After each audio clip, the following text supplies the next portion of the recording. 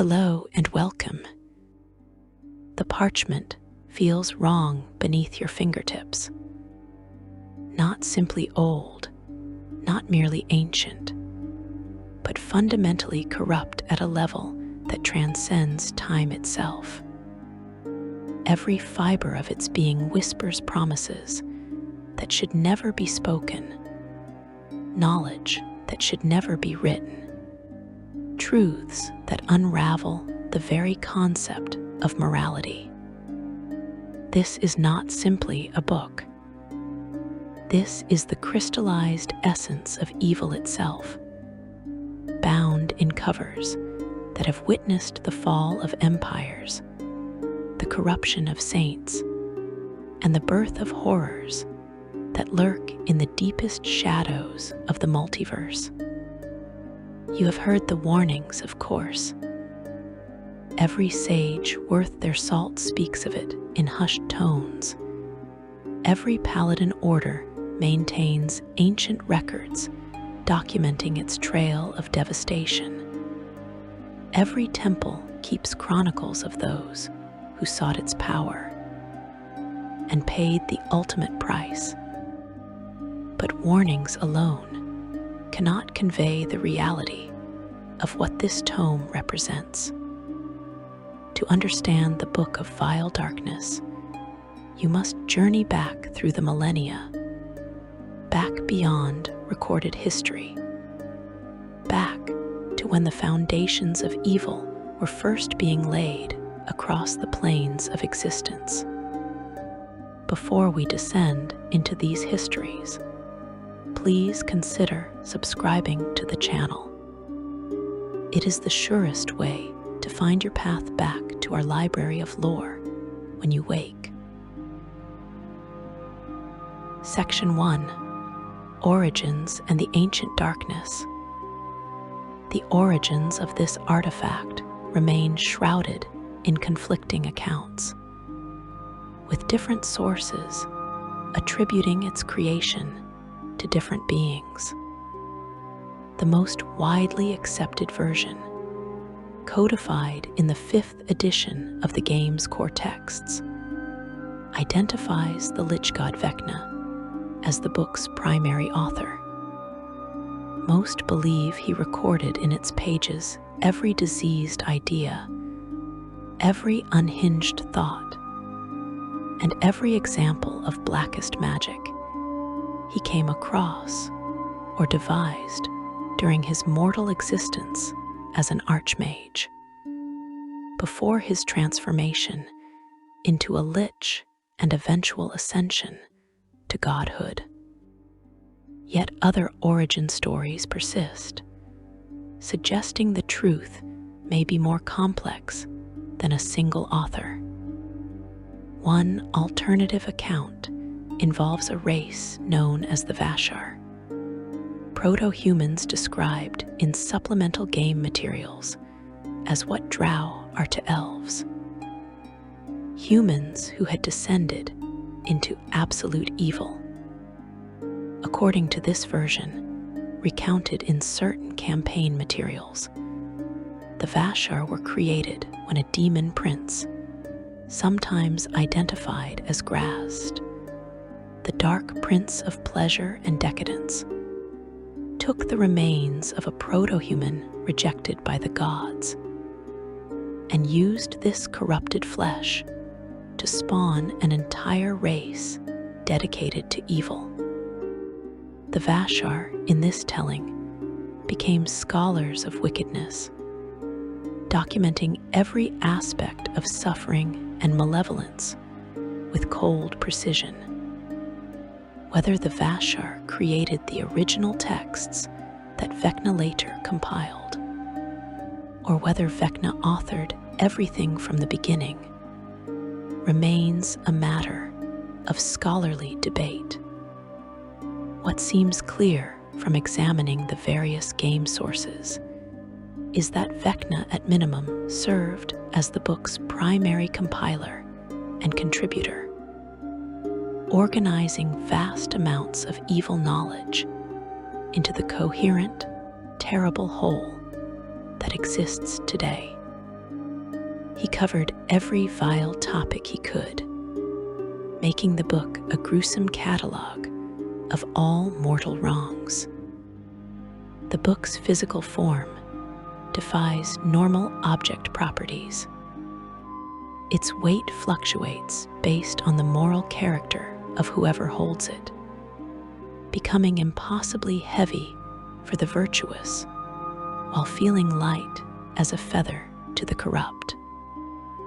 The covers are said to be crafted from materials so thoroughly steeped in wickedness that conventional substances would reject the content, though the exact materials vary in different accounts.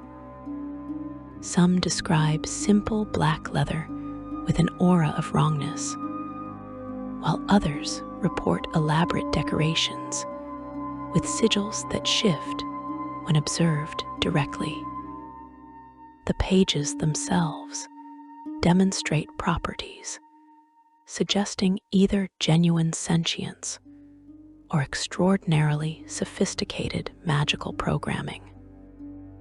The book opens spontaneously to passages relevant to a reader's darkest desires. It resists being opened to certain sections if it senses the reader lacks sufficient corruption to comprehend them.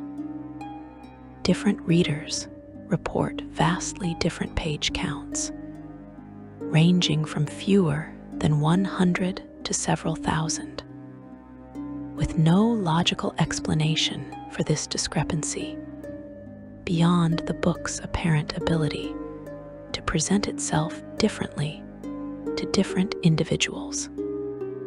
What makes the Book of Vile Darkness particularly dangerous is not merely its content, but its capacity for self-preservation and propagation.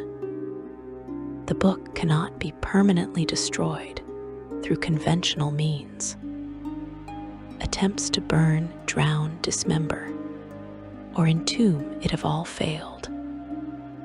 The artifact reconstitutes itself, demonstrating what scholars describe as a will toward persistence. This regenerative quality suggests the book exists as much as a concept as a physical object, manifesting wherever sufficient evil concentrates and conditions prove suitable for its appearance. Multiple authentic copies exist simultaneously across various worlds and planes. This is not a case of inferior duplicates, but rather genuine manifestations of the same terrible knowledge, each one capable of corrupting readers with equal efficiency. Some game materials suggest that information added to one copy may somehow propagate to others, though the mechanisms remain unclear. This could imply a connection between all versions, as if they share some fundamental essence that transcends individual physical existence. The corruption begins the moment you come into proximity with the tome. You do not need to read it for it to affect you. Its mere presence exerts a subtle but persistent influence on nearby minds. Good-aligned individuals find their moral certainty beginning to erode. Questions arise that had never troubled them before. Compromises that would have been unthinkable start to seem reasonable, even necessary. The book works on the psyche like acid on stone, slowly dissolving the foundations of conscience and ethics. Those who actually open the book and begin studying its contents experience accelerated corruption. The early sections present philosophical arguments about the relative nature of morality, the arbitrary quality of ethical systems, the evolutionary advantages of ruthlessness. A reader might find themselves nodding along, appreciating the logical rigor of the arguments, not realizing they are being led step by step down a path from which return becomes increasingly difficult. The book embeds subtle suggestions within its text that make moral compromise feel like intellectual sophistication. The middle sections delve into practical applications, rituals, spells, and techniques for causing harm. Even here, the book maintains a veneer of scholarly detachment, presenting these methods as tools neither good nor evil in themselves. The deepest chapters abandon all pretense, speaking directly to the reader and promising power beyond imagination, immortality, dominion over others, the fulfillment of every desire, regardless of how dark. Every promise comes with a clearly stated price: your soul, your humanity, your eternal damnation. Physical corruption manifests alongside spiritual decay. Extended study causes actual biological changes. Readers develop strange marks on their skin, symbols that had not been present when they began. Their eyes take on unusual qualities, sometimes glowing faintly in darkness, sometimes reflecting no light at all. Their voices alter, gaining harmonics that set listeners on edge. Some owners report changes in their shadow, noting that it moves independently or possesses substance that seems wrong somehow, more solid than shadows should be. The book also demonstrates an ability to defend itself through indirect means. Individuals who attempt to destroy it, or simply close it and walk away, find themselves beset by improbable misfortune. Accidents occur with unusual frequency. Loved ones fall ill with mysterious ailments. The book does not attack directly. Instead, it arranges circumstances that make abandoning it seem increasingly unwise. When roused against someone, particularly those who falter or feel guilt about using it, the book can destroy them utterly. In the Forgotten Realms setting, the book has appeared in various locations throughout history, though specific incidents are often poorly documented due to the destruction that follows in its wake. The Gentarum, that shadowy organization dedicated to accumulating power through any means, actively seeks to acquire it, recognizing its tremendous value despite the obvious dangers.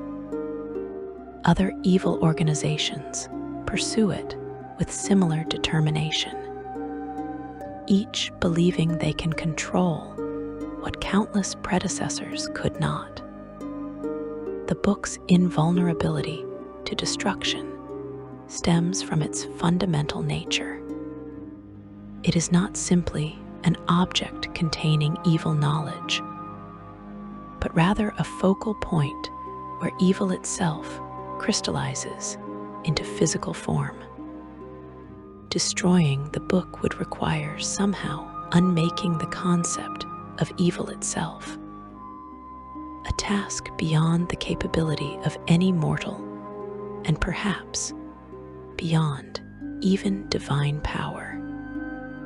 A according to some interpretations, the book may only be truly destroyed if every ounce of evil in the multiverse were wiped out, making its elimination functionally impossible. The best that can be achieved is containment, hiding the book where it cannot be found, imprisoning it behind wards and seals, assigning guardians to prevent anyone from reaching it.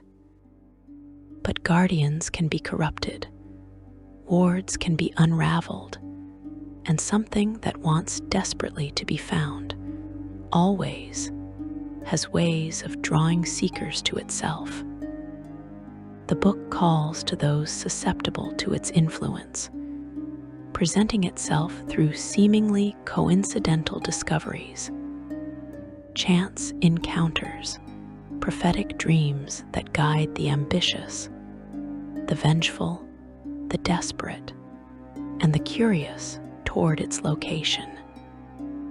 This then is the foundation, the beginning of a legacy stretching across millennia.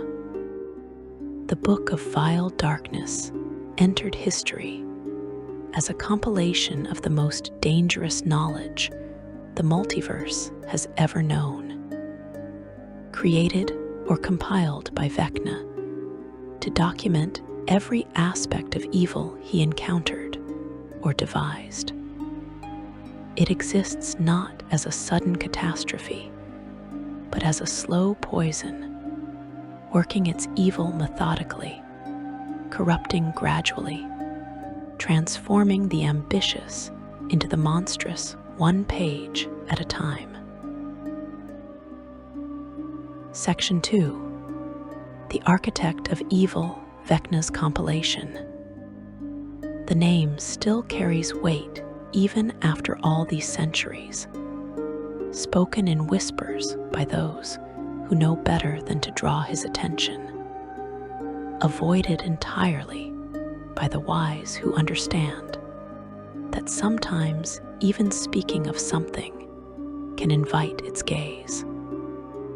Vecna, the Whispered One, the master of the spider throne, the undying king, a being who transcended mortality through the darkest of magics, who pursued knowledge with such single-minded obsession that he unraveled the very boundaries between life and death, who understood that true power lay not in armies or kingdoms, but in secrets, in knowing what others did not, in possessing information that could reshape reality itself.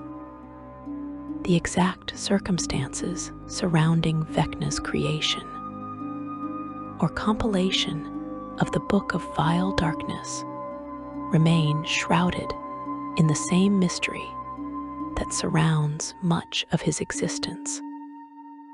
What historians and sages can confirm is this: Vecna, during his mortal life as an archmage, and continuing through his transformation into a lich, recorded in the book's pages every diseased idea, every unhinged thought, and every example of blackest magic he came across or devised.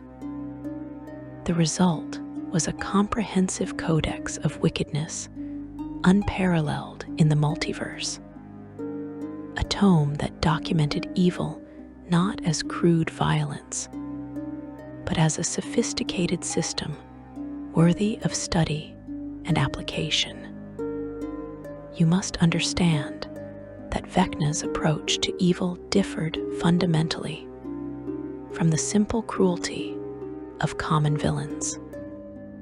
He was a scholar first, driven by an insatiable hunger for knowledge that eventually consumed his humanity entirely. Where others saw magic as a means to achieve specific goals, Vecna perceived it as an end unto itself, worthy of pursuit regardless of moral implications or personal cost.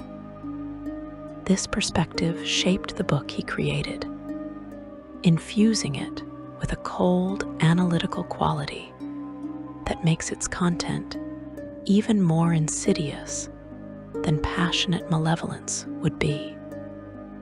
The book reflects Vecna's personal journey from mortal wizard to lich to god.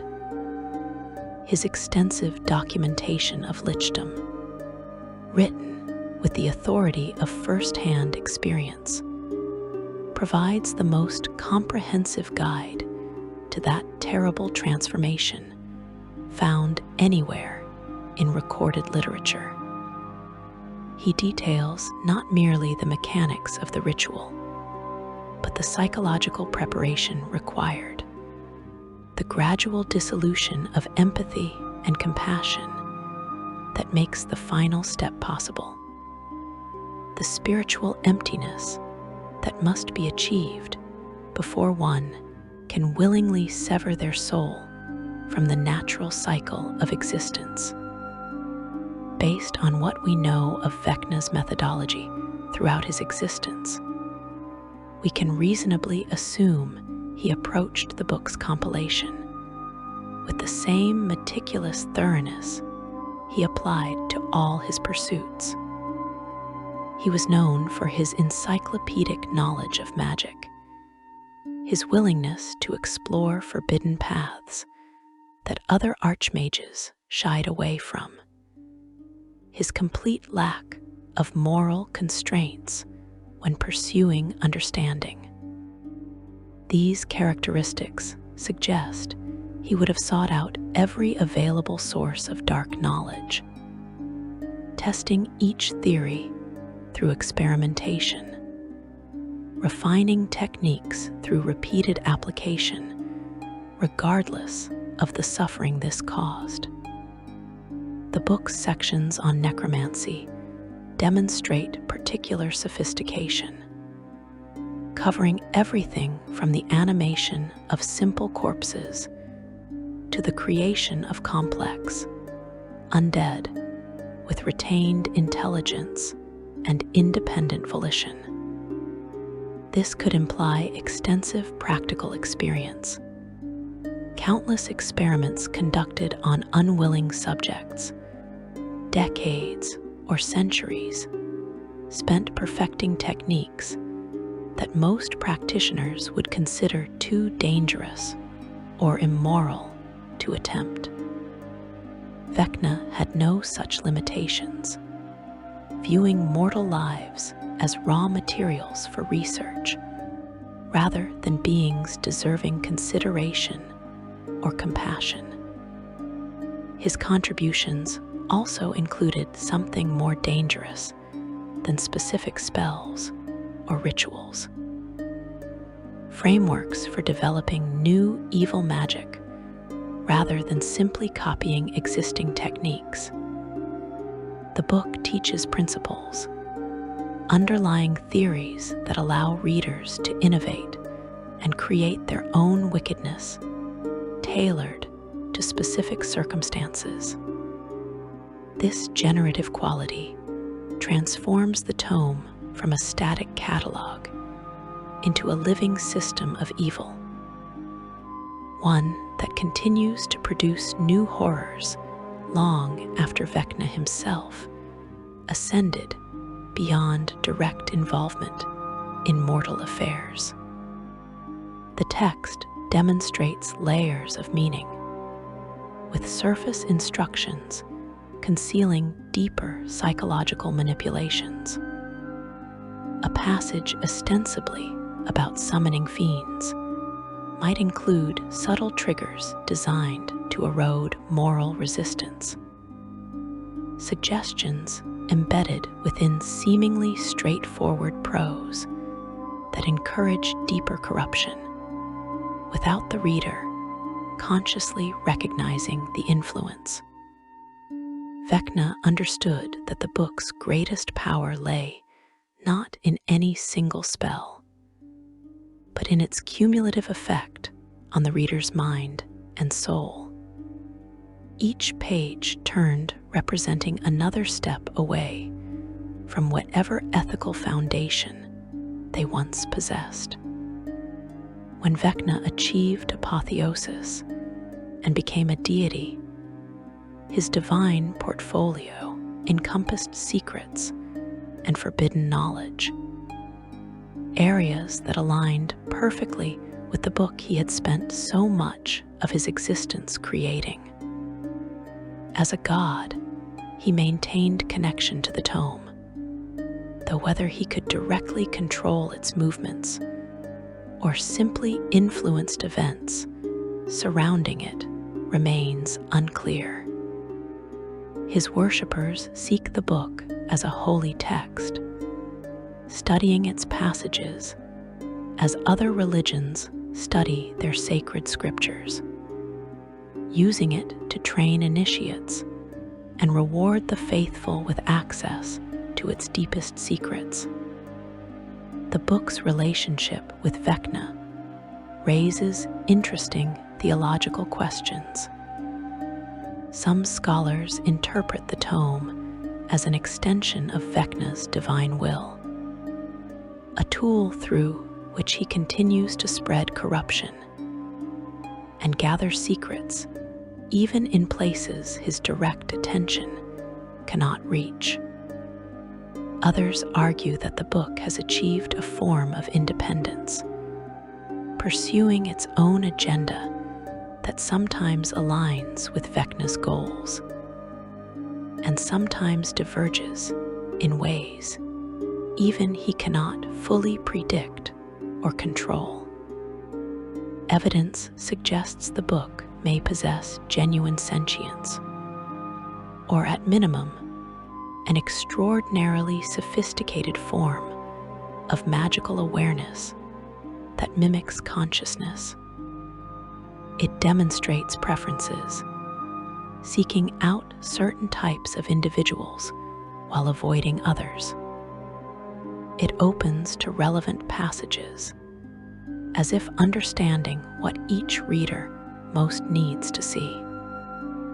It defends itself when threatened, not through direct force, but through manipulation of circumstances and corruption of those who might otherwise protect against it.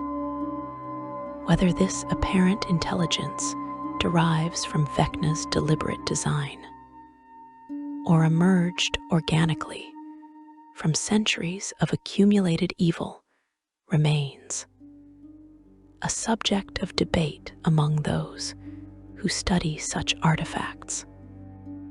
The book's contents reflect not just Vecna's personal knowledge, but his philosophy of power.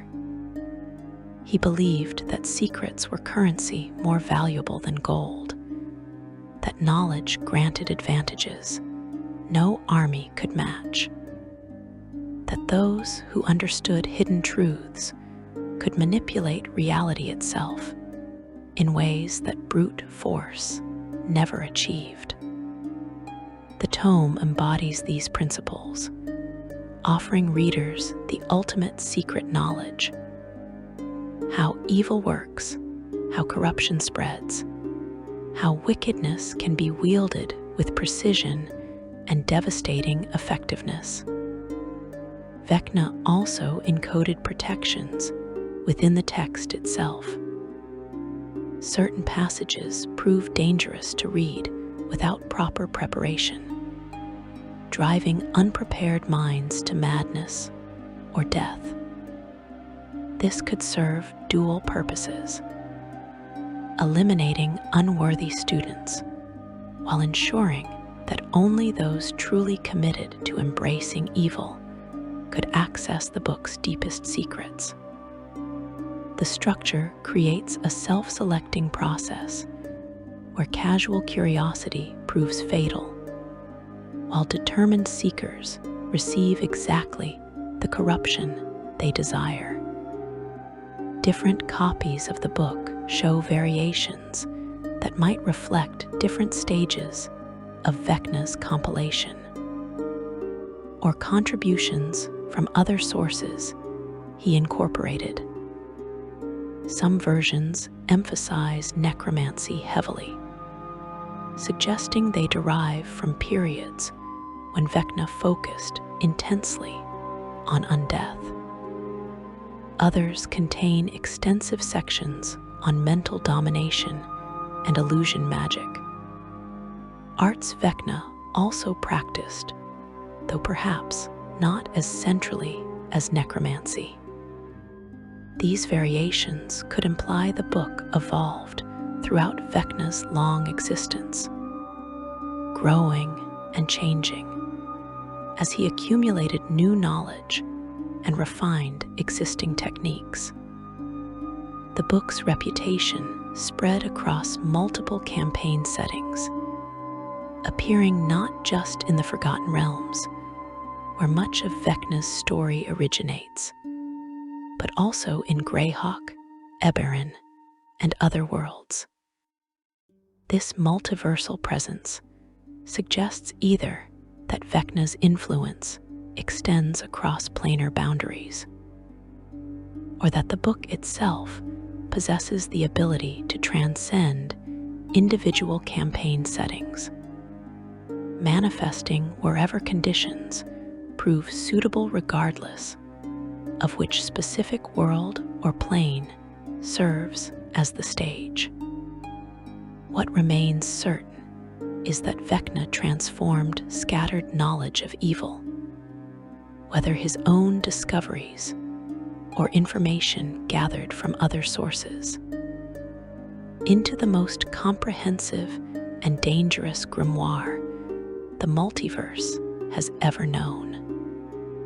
He gave evil a textbook, a manual, a systematic documentation that elevated wickedness from instinctive cruelty to refined methodology. His legacy persists in every page, every ritual, every life destroyed by those who thought they could study his work without succumbing to its influence. The Book of Vile Darkness stands as Vecna's gift to the multiverse, though calling it a gift obscures the terrible cost. It offers power to those who seek it, yes, but that power comes wrapped in corruption so complete that users become unrecognizable to anyone who knew them before. They gain knowledge that elevates them above ordinary mortals, while simultaneously stripping away everything that made them human. They achieve the secrets they craved, while losing the capacity to value anything except the pursuit of more secrets, more power, more corruption. And somewhere in the divine realms, beyond mortal comprehension, Vecna watches, his single remaining eye observing as new readers open the book and begin their descent into darkness, adding their stories to the endless legacy of suffering and damnation his creation has produced across the ages. Whether he feels satisfaction, regret, or nothing at all remains his final secret, one the book itself cannot reveal. Section 3. The book's dark pilgrimage. The tome does not remain in one place for long. This is perhaps its most insidious quality, the way it moves through history like a contagion, touching one civilization after another, corrupting each generation anew before moving on to fresh victims. You can trace its path through the ruins it leaves behind, through the fallen kingdoms and shattered lives, through the monuments to hubris that dot the landscape of multiple worlds. The Book of Vile Darkness is a traveler, and wherever it journeys, darkness follows. Through Throughout history, the book has passed through many hands, with each possessor contributing to its legacy of corruption and tragedy. The exact chronology remains difficult to establish, as the book's presence often coincides with the collapse of record-keeping systems and the destruction of those who might document its movements. What evidence survives comes primarily from second-hand accounts, rumors, and the occasional journal or letter that outlasted its author. At least 6 full copies of the book are known to exist simultaneously, scattered across the plains. This multiplication effect creates challenges for those attempting to track or contain it, as destroying one copy does nothing to eliminate the others. These are not inferior duplicates, but authentic manifestations, each one capable of corrupting readers with equal efficiency. Some possess unique additions, pages added by various evil practitioners who gained temporary custody and felt compelled to contribute their own discoveries to the terrible corpus of knowledge.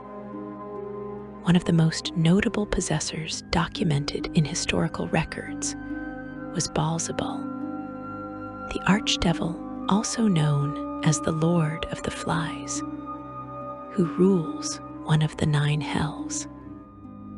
The Book of Vile Darkness made its way into his personal library at some point in the distant past, though how he acquired it and how long he kept it remains unclear.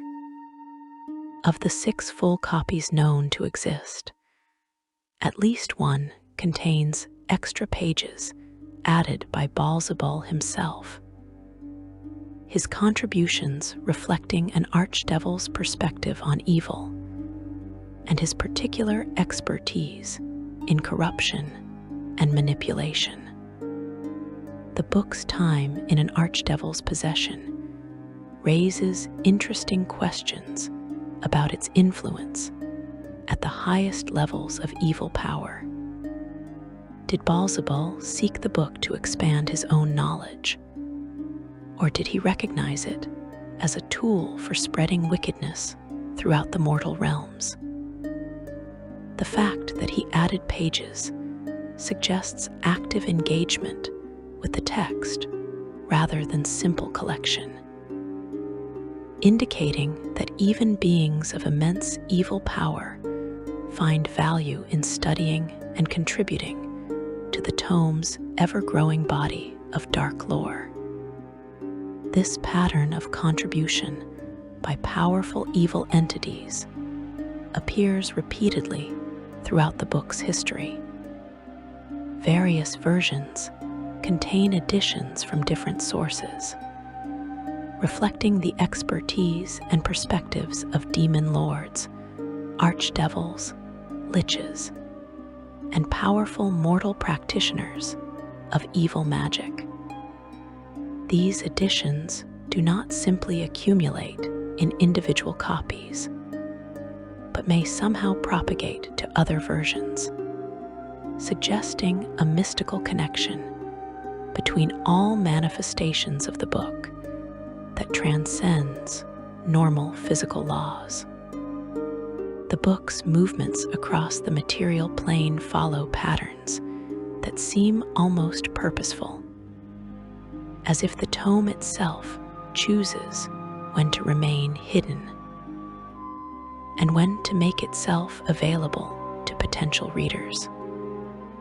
It appears during times of crisis and upheaval, presenting itself to individuals whose desperation or ambition makes them vulnerable to its promises. A failing kingdom produces rulers willing to embrace forbidden knowledge if it means saving their realm. a devastating plague creates scholars desperate enough to explore any source that might offer solutions. Personal tragedy generates individuals whose grief and rage make them susceptible to corruption. Organizations dedicated to evil actively seek the book, recognizing its tremendous value despite the obvious dangers.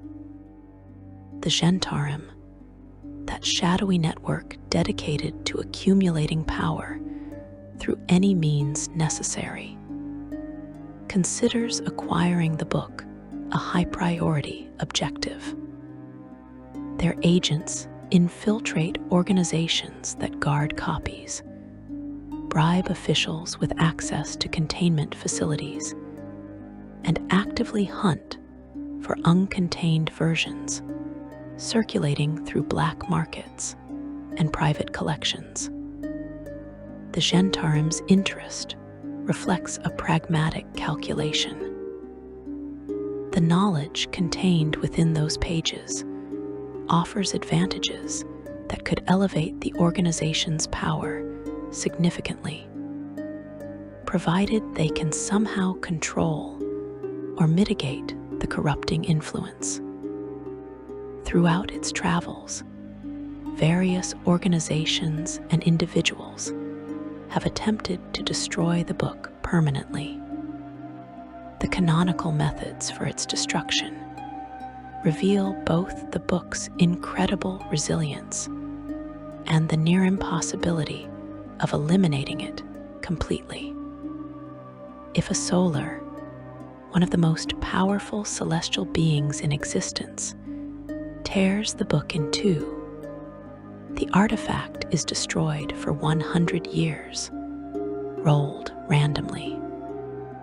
After this period, it reforms in some dark corner of the multiverse. This temporary destruction represents the most reliable method available. Yet it only delays the problem rather than solving it. A more permanent, but dramatically more difficult method also exists. A creature attuned to the book for 100 years can unearth a phrase hidden in the original text. When translated to celestial and spoken aloud, this phrase destroys both the speaker and the book in a blinding flash of radiance.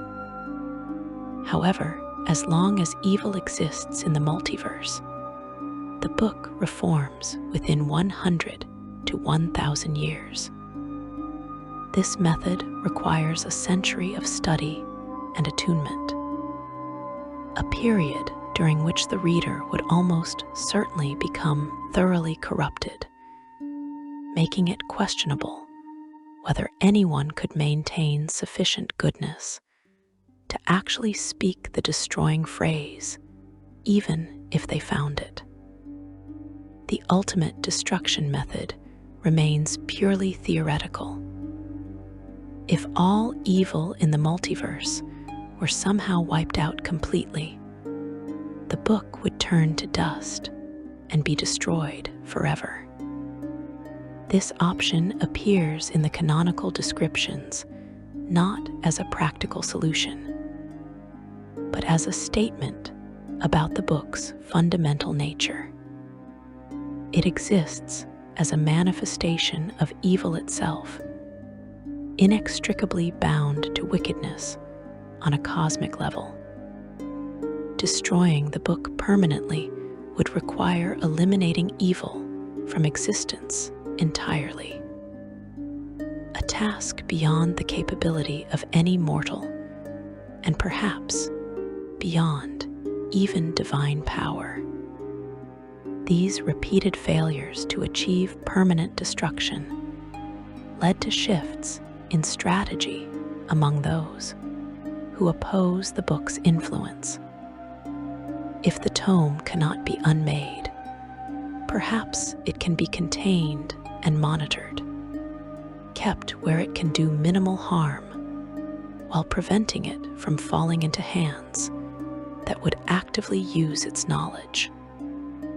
Various organizations have formed with this singular purpose, dedicating themselves to tracking the book's location and acquiring it whenever possible. The most sophisticated containment efforts involve elaborate security measures designed to minimize exposure while maintaining custody. Specialized containers exist, warded boxes and vaults that block the book's corrupting influence. Though these protections require constant maintenance and eventually fail regardless of precautions taken. Some groups have experimented with placing the book in locations so remote or dangerous that retrieval becomes nearly impossible, though this approach carries risks of its own. An unguarded book in a forgotten ruin might remain dormant for centuries, but it also becomes a prize waiting for the first adventurer or treasure hunter who stumbles upon it. The book also generates fragments and partial copies, versions containing subsets of the full tome's knowledge. These lesser versions prove nearly as dangerous as the complete work, perhaps more so because readers underestimate them. A fragment containing only sections on necromancy can still corrupt a wizard into pursuing lichdom. A partial copy focusing on mental domination can transform a scholar into a puppet master, controlling entire communities through subtle manipulation. The book allows pages to be torn from it, but any evil lore contained on those pages eventually finds its way back into the book, usually when a new author adds pages to the tome. This self-repairing quality extends beyond simply replacing lost pages. The book demonstrates what scholars describe as a persistence that suggests either genuine sentience or extraordinarily sophisticated magical programming that mimics consciousness. It wants to be found, wants to be read, wants to corrupt and destroy. When contained, it exerts pressure on its prison, slowly eroding wards and influencing guards. When pursued, it arranges circumstances that guide seekers toward its location. When threatened with destruction, it defends itself through manipulation of events and corruption of those who might otherwise protect against it. Different campaign settings report the book's presence, suggesting either that Vecna's influence extends across planar boundaries, or that the book possesses an ability to manifest wherever conditions prove suitable. In the Forgotten Realms, it has appeared in various locations over the centuries, though specific incidents are often poorly documented due to the destruction following in its wake. In Greyhawk, another major campaign setting, similar patterns emerge. The book's multiversal presence makes comprehensive tracking impossible, as containment in one world does nothing to prevent its influence in others. The pattern that emerges from centuries of documentation shows a grim consistency. The book appears, someone claims it. Corruption spreads outward from that individual like ripples in water, disaster follows, and the book moves on. Sometimes the disaster manifests as personal tragedy, a single life destroyed, and a family torn apart. Other times, it escalates to affect entire communities or kingdoms, creating cascading failures that reshape political landscapes and alter the course of history. Based on what we know of the book's behavior across multiple documented incidents, we can infer certain tendencies that suggest purpose beyond simple object persistence. The book seeks out particular types of individuals: the ambitious who crave power, the desperate who need solutions, the curious who value knowledge above safety, the vengeful who want tools for revenge. It presents itself in ways tailored to each potential reader's vulnerabilities, sometimes as a promising text in a library, sometimes as a treasure among ruins, sometimes as a gift or inheritance from a corrupted predecessor. The book also demonstrates an apparent awareness of threats and opportunities. It becomes available during periods when containment systems weaken, or when powerful evil movements could benefit from its knowledge. It disappears when coordinated opposition threatens to permanently limit its influence, only to resurface decades or centuries later when those opposing forces have diminished or forgotten the specific dangers it represents. This pattern could imply either sophisticated magical programming designed to maximize the book's impact, or genuine intelligence pursuing long-term goals aligned with spreading evil throughout the multiverse. Those who study the book's history from safe distance often speak of a sense of inevitability surrounding it. No containment lasts forever. No hiding place remains undiscovered indefinitely. No organization maintains its vigil without eventually succumbing to internal corruption or external pressure. The book outlasts its opponents through sheer persistence, existing on timescales that dwarf mortal lifespans and exceed institutional memories. And so the dark pilgrimage continues across planes and centuries, the book of vile darkness moving from hand to hand, world to world, leaving its mark on each place it touches. It has survived the fall of empires and the death of gods. It has corrupted saints and elevated monsters. It continues to spread evil through knowledge, offering power to those willing to pay the price, destroying lives methodically and patiently, secure in the knowledge that as long as evil exists, so too will it endure. Section 4, the Codex of Corruption. Open the cover, and you feel it immediately. Not pain exactly, though pain will come later. Not fear, though fear would be appropriate.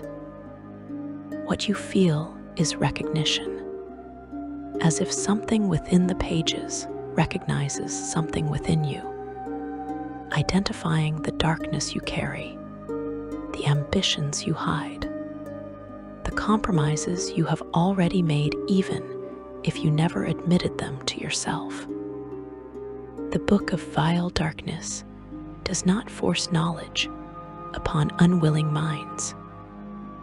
It seduces, offering exactly what each reader most desires, presenting evil not as a monstrous aberration, but as a logical extension of who you already are. The powers contained within its pages defy simple categorization. This is not a spell book in the traditional sense, not merely a collection of arcane formulas to be memorized and cast. The book teaches transformation, fundamental changes to your very nature that grant abilities no ordinary magic can replicate.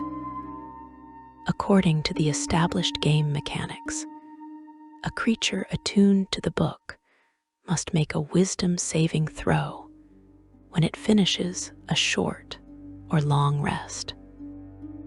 On a failed save, the creature takes psychic damage equal to 2 rolls of 6-sided dice. If the creature is reduced to 0 hit points this way, it dies, and its soul is trapped in the book. This mechanical representation in the game rules suggests the book actively works against those who possess it, testing their resilience constantly, wearing down even strong-willed individuals through persistent psychic assault. The damage is not merely physical but spiritual, attacking the core of what makes you yourself. Those whose souls become trapped in the book join countless others who have failed the same test across the centuries, their essences absorbed into the tome's terrible collective consciousness. The most immediate and dramatic effect of studying the book involves alignment transformation. After spending 24 hours within 5 feet of the book while attuned to it, you must make a saving throw or have your alignment change to neutral evil. This mechanical shift represents a fundamental alteration in moral perspective, the erosion of whatever ethical framework previously guided your decisions. You do not necessarily become a raving monster immediately, but your basic orientation toward the world changes. Compassion fades, replaced by calculated self-interest. Loyalty becomes conditional, dependent on what others can offer you. The suffering of innocence transforms from tragedy to opportunity. This could imply a gradual process rather than sudden transformation, though the game mechanics simplify it to a single saving throw for playability. Based on what we know about corruption's nature in fantasy settings, we can reasonably infer that the alignment change reflects deeper alterations happening beneath conscious awareness. Your thoughts shift first, finding justifications for actions you once would have condemned. Your emotions dull, empathy becoming harder to access. Your priorities rearrange themselves, placing personal power above collective good. The book also grants concrete benefits to those who accept its corruption. A creature of non-good alignment, attuned to the book, gains several specific advantages. It gains proficiency in intelligence, wisdom, and charisma, saving throws if it does not already have them, representing the mental fortifications developed through exposure to the book's dark knowledge.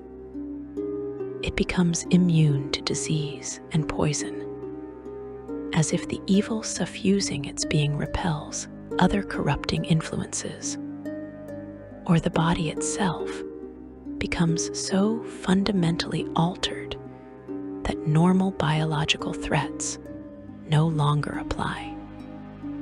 These mechanical benefits represent the seductive bargain the book offers.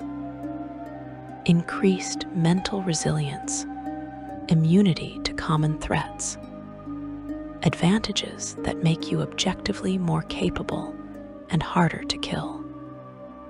For adventurers facing constant danger, such benefits might seem worth the price, especially if they convince themselves they can maintain moral clarity while accepting these gifts. The book encourages such rationalizations, presenting its benefits as tools that can be used for any purpose, implying that accepting power does not necessarily mean embracing evil. The book's contents include extensive sections on dark magic, unavailable through conventional study, while it functions as a spell book containing every spell of the necromancy school from levels 1 through 6, plus every spell of the enchantment school from levels 1 through 3. Its true value lies in knowledge that transcends specific spell formulas.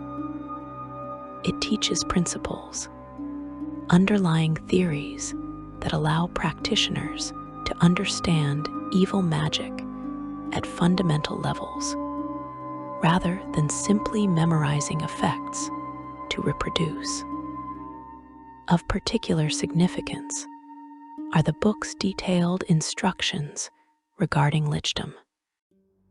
Vecna's personal experience with this transformation, combined with his scholarly thoroughness, produced the most comprehensive guide to achieving undeath through arcane means found anywhere in documented literature. The book explains that becoming a lich requires more than ritual mechanics. It demands systematic dismantling of your humanity, deliberately severing emotional connections and moral constraints that might interfere with the transformation or create vulnerabilities afterward. The exact rituals described vary, but common elements appear consistently. The creation and preparation of a phylactery, an object to contain your soul separate from your body. The gathering of rare and evil components, materials so thoroughly corrupt that even touching them begins the corruption process.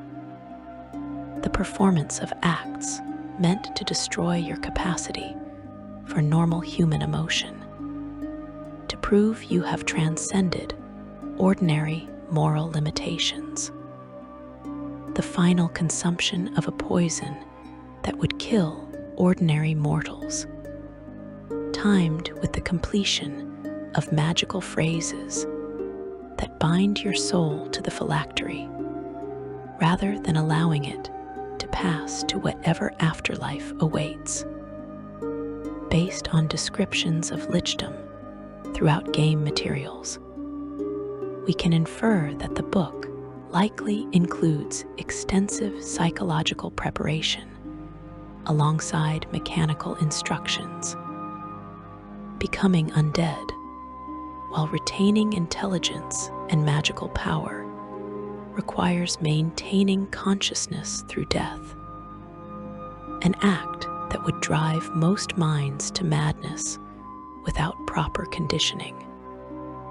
The book probably describes meditation techniques, mental exercises, gradual desensitization to mortality's reality, all designed to prepare the practitioner for an experience that fundamentally violates natural law. Beyond lichdom, The book contains information about other transformations and forbidden practices, methods for creating various forms of undead, from simple animated corpses to more sophisticated constructs that retain intelligence and independence. Techniques for summoning and binding creatures from the lower planes, establishing pacts that grant power in exchange for service or other considerations. Rituals for cursing enemies, not just causing harm, but fundamentally altering their nature or fate in ways that persist across death and resurrection. Physical corruption manifests alongside spiritual decay in those who study the book extensively. While specific symptoms vary between individuals, certain patterns appear consistently enough to suggest intentional design rather than random side effects.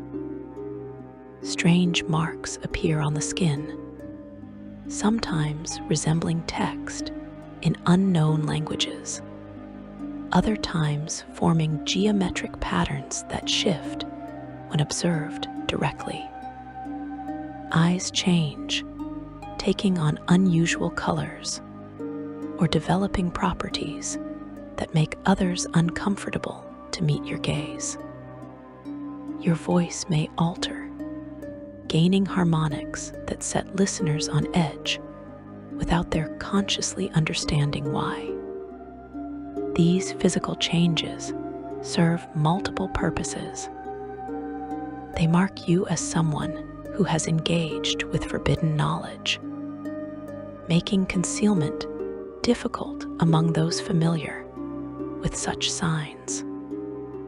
They demonstrate commitment, visible proof that you have accepted corruption deeply enough to alter your physical form. They also function as warnings, instinctive signals that trigger unease in normal people, isolating you from conventional society and making return to ordinary life increasingly difficult. The book demonstrates awareness of its readers in disturbing ways. It opens spontaneously to passages relevant to a reader's immediate thoughts or desires, as if understanding what each person most needs to see at any given moment. This responsiveness suggests either genuine sentience or magical programming, sophisticated enough to analyze and respond to mental states in real time.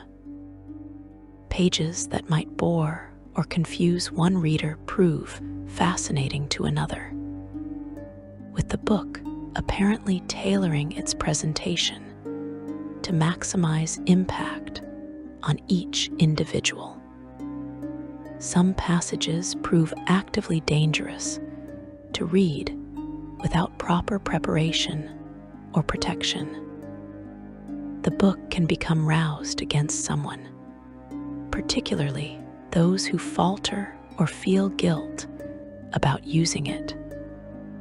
When this happens, it can destroy them utterly, though the exact mechanisms remain unclear from external observation. This could manifest as direct psychic assault, as systematic erosion of mental defenses until madness claims the reader, or as subtle manipulation of circumstances that lead to the reader's destruction through apparently natural causes. The book also allows pages to be torn from it, but any evil lore contained on those pages eventually finds its way back into the book, usually when a new author adds pages to the tome. This self-repairing quality suggests the book exists partially outside normal physical laws, maintaining conceptual wholeness even when physically divided. Fragments torn away remain connected to the original in some fashion, drawn back when conditions permit, or recreating themselves in the main text through processes that defy conventional understanding. Organizations dedicated to combating evil maintain extensive documentation of the book's effects, compiled from observation of recovered owners and interrogation of those captured before corruption became complete. A consistent pattern emerges across these case studies. Early exposure produces subtle personality changes. Increased irritability, decreased empathy, tendency to justify actions previously considered wrong. As study continues, changes accelerate. Speech patterns incorporate phrases and concepts from the book. Decision-making becomes increasingly ruthless, prioritizing efficiency over compassion. Eventually, the person who began studying the book effectively ceases to exist, replaced by something wearing their form, but thinking with the book's logic. This transformation rarely involves obvious supernatural possession. The corrupted individual retains memories, knowledge, even some personality traits. They simply recontextualize everything through a fundamentally different moral framework. One where evil represents not violation of natural law, but liberation from arbitrary restrictions. They often believe themselves more enlightened than before, freed from illusions that limited their previous effectiveness, capable of seeing reality with clarity that the uncorrupted lack. Cults form around the book, treating it as scripture revealed by dark powers. These groups typically organize around charismatic leaders who have studied the tome extensively and survived long enough to gather followers. The leader uses knowledge from the book to perform feats that attract adherents, healing impossible injuries through necromantic reversal of damage, granting visions of possible futures through divination magic, enhanced by understanding fate's dark currents, transforming volunteers into enhanced warriors through rituals that trade humanity for capability. New cult members undergo indoctrination following the book's own progression, starting with philosophical arguments before advancing to active participation in evil acts. This gradual approach prevents the psychological shock that might result from immediate exposure to the book's deepest corruptions. By the time initiates reach advanced stages, they have already committed acts that make return to conventional morality psychologically difficult. They have invested too much, sacrificed too thoroughly, to turn back without confronting the magnitude of what they have become. Yet despite all its power, all its accumulated evil, the book cannot function without willing readers. It cannot force anyone to open its cover, cannot compel study of its contents, cannot impose transformation without consent. This limitation proves both its greatest weakness and its greatest strength. It means the book can be contained, locked away where no one will find it. But it also means every use of its power, every ritual performed from its pages, every transformation undertaken represents genuine choice, willing participation that carries moral weight beyond simple compulsion. The question that haunts those who study the book's history from safe distance is whether anyone can truly resist once they begin reading. Can a mind, however strong, maintain moral clarity while absorbing knowledge specifically designed to erode that clarity? The evidence suggests resistance is possible but rare, requiring extraordinary strength of character, powerful external support systems, or intervention by outside forces before corruption reaches critical thresholds from which recovery becomes impossible. The Book of Vile Darkness offers power, yes, but that power comes wrapped in corruption so complete that users become unrecognizable to anyone who knew them before.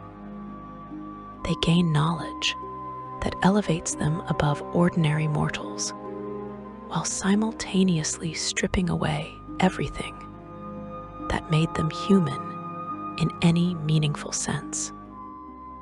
They achieve the secrets they craved while losing the capacity to value anything except pursuing more secrets, more power, more corruption in an endless cycle that concludes only with death or transformation into something that transcends mortality while abandoning humanity entirely. Section 5. The Eternal Shadow. The question everyone asks, whispered in libraries and debated in secret councils, remains frustratingly difficult to answer. Where is the Book of Vile Darkness right now? The truth, as unsettling as it may be, is that no one knows for certain. Not the churches that maintain eternal vigil against its reappearance. Not the archmages who dedicate their lives to tracking cursed artifacts. Not even the gods themselves seem capable of pinpointing its exact location at any given moment. The book has a way of existing in shadows, of slipping between the cracks of reality, of being simultaneously nowhere and everywhere depending on who seeks it and why. At least 6 full copies of the Book of Vile Darkness exist, scattered across the plains. This multiplicity creates a problem that defies conventional solutions. Destroy one copy, and 5 others circulate elsewhere. Lock one version in an impregnable vault, and another surfaces in circumstances that suggest deliberate placement rather than random chance.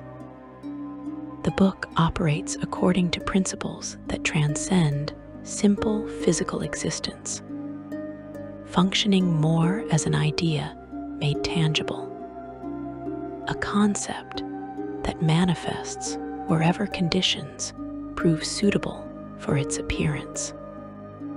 Each of these copies is authentic, not an inferior duplicate, but a genuine manifestation of the same terrible knowledge.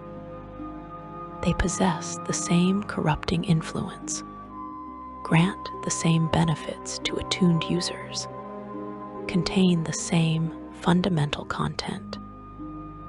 Some versions include unique additions, pages contributed by various powerful evil beings who gained temporary custody and felt compelled to add their own discoveries to the corpus of dark lore. At least one copy resides in the personal library of Baalzebul, the archdevil known as the Lord of the Flies, who rules one of the 9 hells. And this version contains extra pages he himself added. The fact that an archdevil of Baalzebul's stature possesses a copy and contributed to it raises disturbing questions about the book's influence at the highest levels of evil power. If beings who have existed for eons and command vast diabolic resources still find value in studying and expanding the book's contents, what does that suggest about the depth of knowledge contained within those pages? Based on what we know of Archdevil's nature and goals, we can infer that Baalzebul's additions likely focus on corruption and manipulation, areas where he possesses particular expertise, further enhancing the book's already formidable catalog of wickedness. The book's movements across the material plane follow patterns that seem almost purposeful, as if the tome itself chooses when to remain hidden and when to make itself available to potential readers. This apparent intentionality could result from sophisticated magical programming designed to maximize the book's impact. Or it might indicate genuine sentience, pursuing long-term goals aligned with spreading evil throughout the multiverse. The distinction between complex enchantment and true consciousness becomes increasingly blurred when examining artifacts of this power and antiquity. Organizations dedicated to evil actively seek the book, recognizing its tremendous value despite the obvious dangers. The Zhentarim, that shadowy network operating across multiple worlds and dedicated to accumulating power through any means necessary, considers acquiring the Book of Vile Darkness a high priority objective. Their agents work tirelessly to locate copies, infiltrate organizations that guard them, and exploit opportunities when containment systems weaken. The Zhentarim's persistent interest reflects a calculated assessment that the knowledge contained within the book offers advantages significant enough to justify the risks inherent in possessing it. Throughout its existence, various individuals and organizations have attempted to destroy the book permanently. But the canonical methods for its destruction reveal both incredible resilience and near impossibility of complete elimination. The most reliable method available involves a solar, one of the most powerful celestial beings in existence, physically tearing the book in two. This act destroys the artifact for 100 years, rolled randomly, after which it reforms in some dark corner of the multiverse. Even the might of a solar, empowered by the forces of absolute good, can only delay the problem rather than solving it permanently. A second method exists, theoretically more permanent, but dramatically more difficult to execute. A creature attuned to the book for 100 years can unearth a phrase hidden in the original text. When this phrase is translated to Celestial and spoken aloud, it destroys both the speaker and the book in a blinding flash of radiance. However, as long as evil exists in the multiverse, the book reforms within 100 to 1,000 years. This method requires a century of continuous study and attunement, a period during which the reader would almost certainly become thoroughly corrupted by the book's influence, making it questionable whether anyone could maintain sufficient goodness to actually speak the destroying phrase, even if they successfully found it. The ultimate and truly permanent destruction method remains purely theoretical. If all evil in the multiverse were somehow wiped out completely, the book would turn to dust and be destroyed forever. This option appears in the canonical descriptions not as a practical solution, but as a statement about the book's fundamental nature.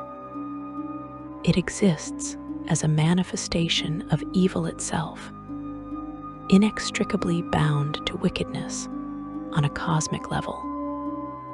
The book cannot be permanently eliminated unless evil itself ceases to exist, a condition that would require fundamental changes to the nature of reality and the structure of morality itself. These mechanical limitations on destruction encode deep philosophical truths about the book's nature. It is not merely an object that contains evil knowledge, but rather a physical crystallization of evil as a concept. Destroying it would require somehow unmaking the idea of wickedness itself, eliminating not just the book, but the possibility of the corruption it represents. As long as beings possess free will and the capacity to choose cruelty over kindness, domination over cooperation, corruption over compassion, the conditions exist for the book to manifest and persist.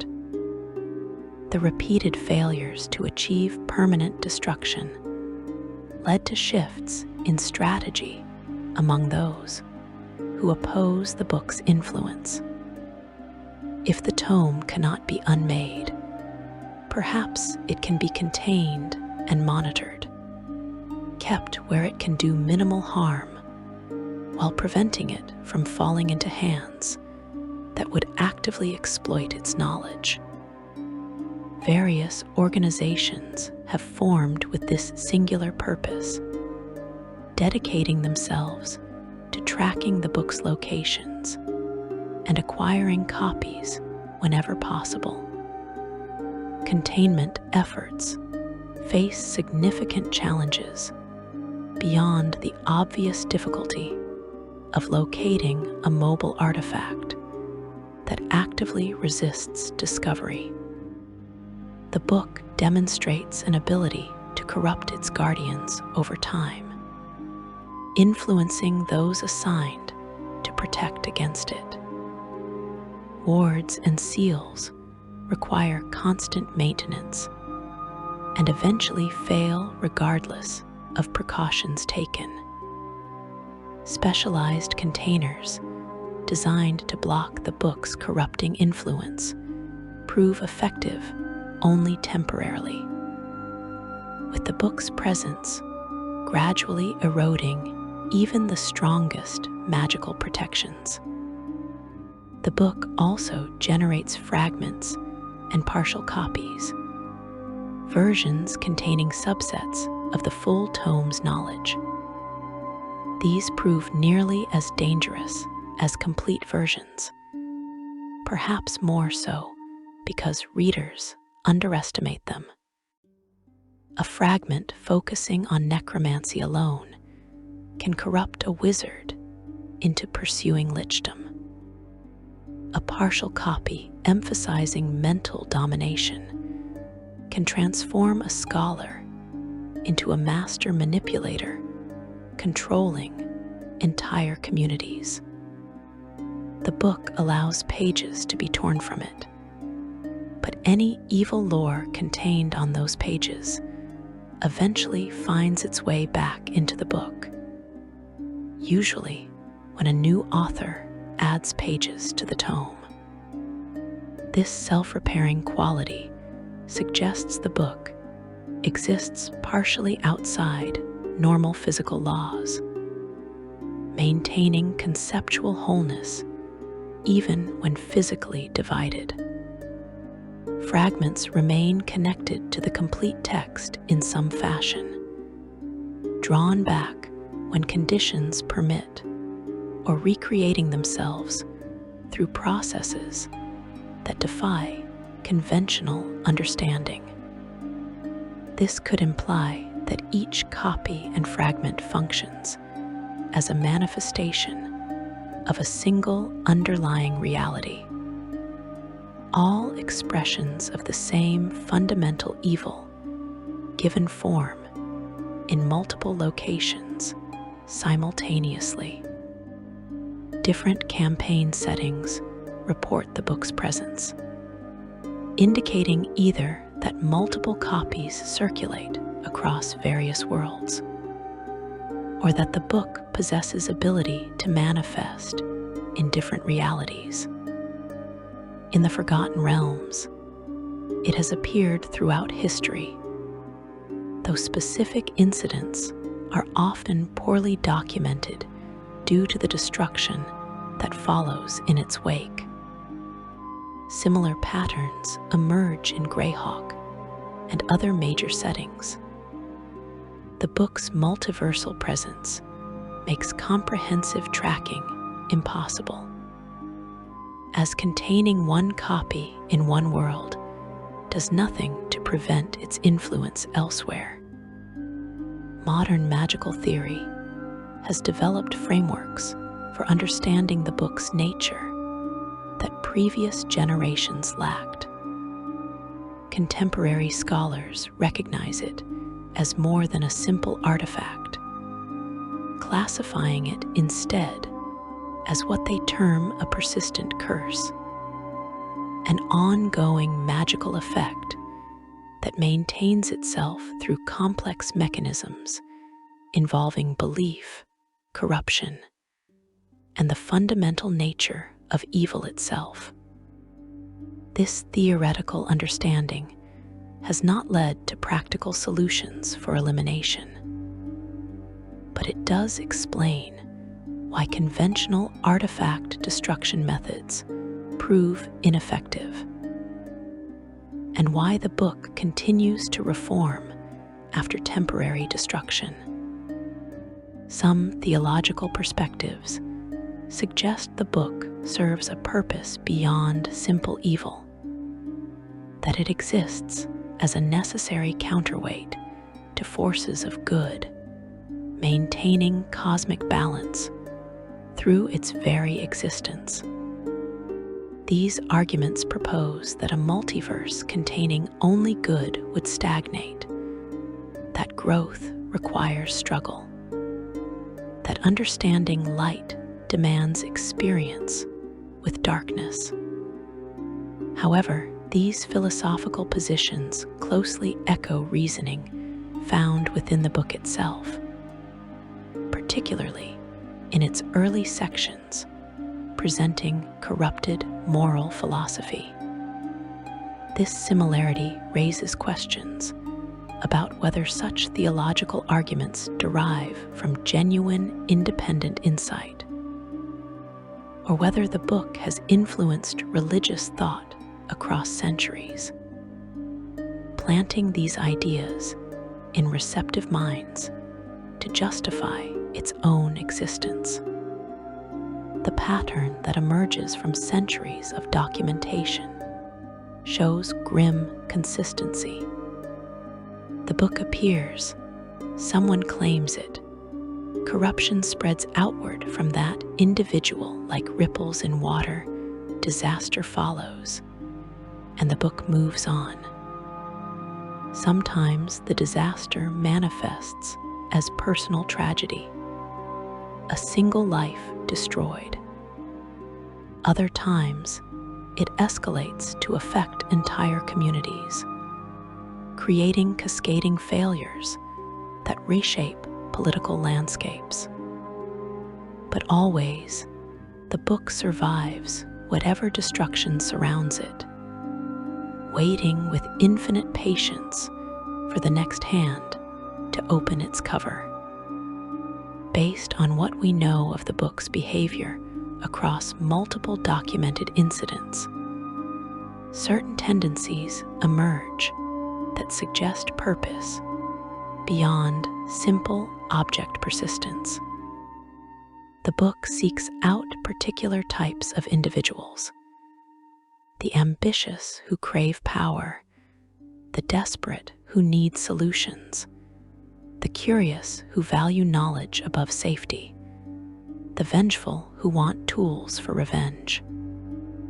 It presents itself in ways tailored to each potential reader's vulnerabilities, appearing as a promising text in a library, as treasure among ruins, as a gift or inheritance from a corrupted predecessor. Those who dedicate their lives to hunting and containing the book often speak of psychological toll their work demands. They live knowing success is temporary, that every victory represents only delay rather than resolution, that the book will escape whatever prison they construct and claim new victims. This knowledge breeds particular exhaustion, a weariness that transcends physical fatigue into spiritual territory. Yet they continue, motivated by certainty that even temporary containment saves lives, that every day the book remains locked away is a day when someone vulnerable to its influence remains uncorrupted. The multiverse continues its eternal dance of light and shadow, good and evil, creation and destruction. Within this vast cosmic pattern, the Book of Vile Darkness occupies a unique position as both participant and chronicler, actively shaping events while documenting the principles underlying them. It will persist as long as evil itself persists, as long as beings choose cruelty over kindness, domination over cooperation, corruption over compassion. Destroying it would require somehow eliminating these choices from existence, creating a universe where evil is impossible, where free will operates within limits that prevent wickedness. What remains certain is that the book endures, waiting with infinite patience for the next reader, the next student, the next soul willing to trade everything for the terrible knowledge contained within its pages. It has survived empires and outlasted mortal kingdoms. It has corrupted saints and elevated monsters. It has shaped history across countless worlds and will continue to do so for as long as history exists to be shaped. The Book of Vile Darkness is eternal, not through any specific magic of preservation, but through the simple truth that evil itself is eternal. and knowledge of evil will always find willing students. And so we reach the end of our journey through the book's dark history. From its creation or compilation by Vecna, through its travels across the planes, to modern understanding of its nearly indestructible nature. The story continues even now, in sealed vaults and hidden libraries, in the dreams of ambitious wizards and the plans of secret organizations. The Book of Vile Darkness remains active, influential, dangerous, waiting for whatever comes next in its endless pilgrimage through the multiverse, leaving corruption and tragedy in its wake, while promising power to anyone brave or foolish enough to seek its pages. Until next time, may your own books contain knowledge less dangerous than what we have explored today.